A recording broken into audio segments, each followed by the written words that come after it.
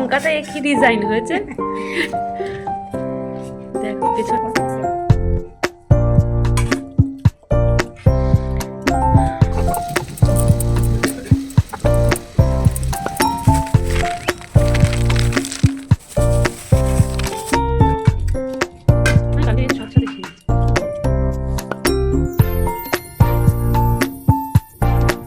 Hello, আমি অনুপ্রিয়া। কেমন আছেন আপনারা সবাই? আশা করছি আপনারা সকলেই সুস্থ আছেন, ভালো আছেন। প্রিন্সেস ফ্যামিলিতে আরও একটা নতুন ব্লগে সবাইকে স্বাগত জানাই। গুড মর্নিং সবাইকে।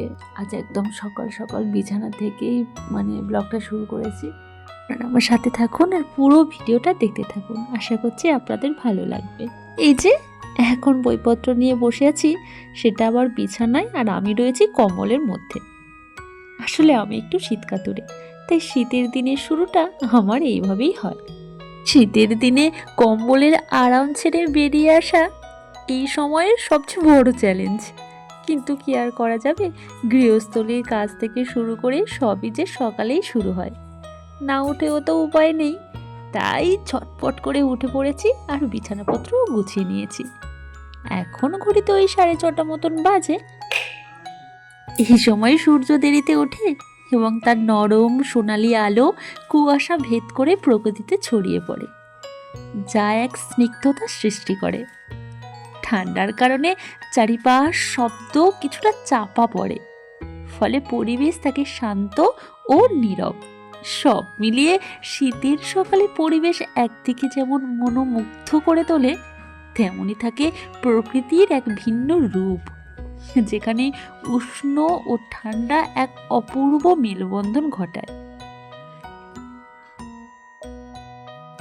আর এখন চলে এসেছি সকালে টিফিন খেতে। এই যে পিঠেগুলো দেখছেন, এগুলো মা কাল বানিয়েছিল, খুব ভালো খেতে হয়েছিল জানেন। কাল আমি অনেকগুলো খেয়েছিলাম, তবে অনেকটা থেকে গেছে, সেটা আজ খাওয়া হবে। আর রয়েছে সবেদা আর বাঁধাকপির তরকারি।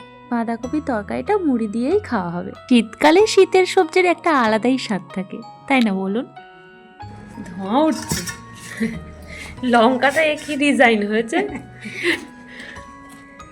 দেখো পেছনটা লাল আর এটা সবুজ।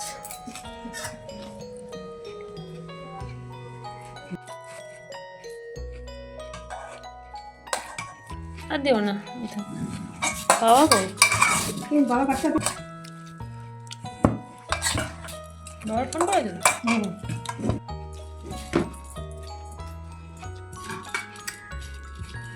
আমি কালকে দিয়েছি, সাথে সাথে খেয়ে নিচ্ছি।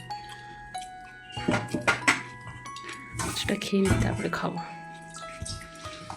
সবই কালকে রোদে দেওয়া হয়েছিল, কিন্তু তাও আজকে রোদ খাইয়ে তারপর এগুলোকে ভাঙানো হবে। চলুন ছাদে যাওয়া যাক, এগুলোকে একটু রোদে।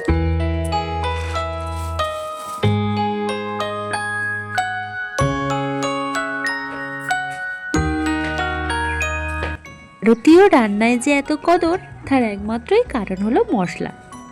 মশলা যে শুধু রান্নার স্বাদ বাড়িয়ে দেয় তা নয়, অনেক ঔষধি গুণও এর রয়েছে। সঠিক মশলা যদি সঠিকভাবে ব্যবহার করা হয়, অনেক উপকার পাওয়া যায়। তবে বাজার থেকে কিনে আনা মশলা যে কতটা খাঁটি, সে ব্যাপারে তো প্রশ্ন থেকেই যায়। নকলের ভিড়ে আসল মশলা চেনার উপায় নেই। মশলার রং আকর্ষণীয় করে বিশেষ ধরনের কেমিক্যালের রং মেশানো হচ্ছে। এর কারণে শুকনো লঙ্কার ঝাল বাড়ে এবং হলুদের রং আরও গাঢ় হয়, আর সেই সমস্ত খাবার হয় বিষাক্ত, যা থেকে জন্ম নেয় নানান রোগ।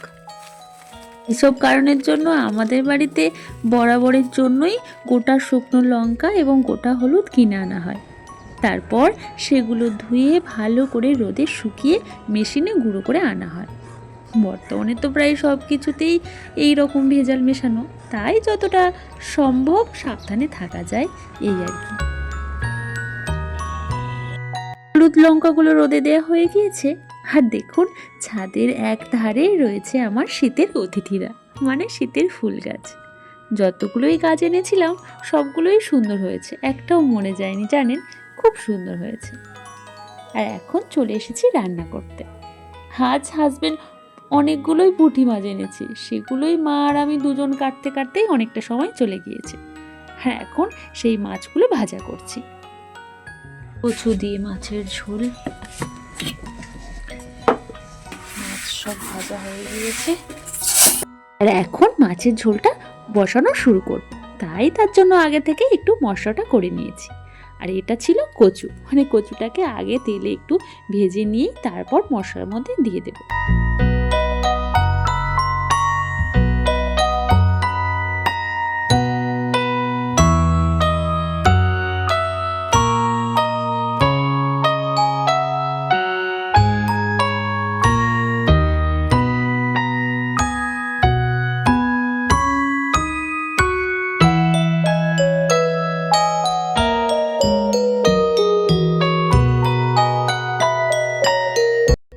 এখন মোটামুটি রান্না হয়ে গিয়েছে, ভাতটাও হয়ে গেল, আর মা এদিকে জিরেটা বেটে দিচ্ছিল। জিরেটা মাছের ঝোলে দিলেই রান্না আজকের মতো কমপ্লিট। আজ তাহলে কি কি রান্না হলো সেটাই বরং আপনাদেরকে একবার দেখিয়ে দিই। আজ সব কিছু মিলিয়ে রান্না হয়েছিল ওই যে পুঁটি মাছের ঝাল, আর আজ এত পুঁটি মাছ এনেছিল কাটতে কাটতেই অনেকটা সময় চলে গেছে, তাই আর অন্য কিছু তেমন করার সময় হয়নি। আর ছিল মাছের ঝোল।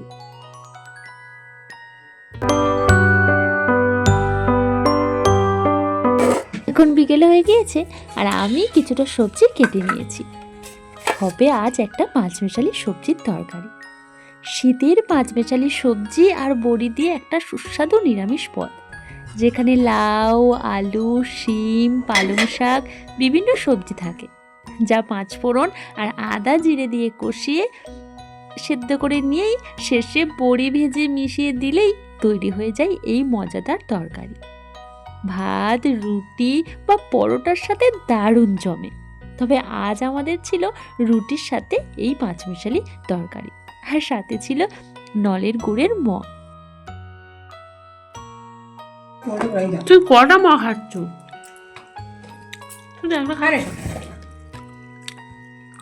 তুই কটা মা খাচ্ছ? তুই হলো মা? না, না। এই তুই কথা কি জানি দিলি? খা না।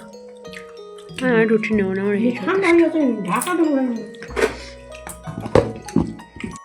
আমার ভিডিও যদি আপনাদের ভালো লাগে অবশ্যই একটা লাইক করে দেবেন, বন্ধুদের কাছে শেয়ার করবেন, আর ভিডিওটা কেমন লাগলো জানাবেন। আজ তাহলে আসি, দেখা হবে খুব তাড়াতাড়ি পরবর্তী একটি নতুন ভিডিওতে। আপনারা সবাই সুস্থ থাকবেন, ভালো থাকবেন, আর প্লিজ প্লিজ চ্যানেলটিকে সাবস্ক্রাইব করে পাশে থাকা বেল আইকনকে প্রেস করে রাখবেন, তাহলে আমার পরবর্তী ভিডিও নোটিফিকেশান সহজেই চলে যাবে আপনার ফোনে। টাটা।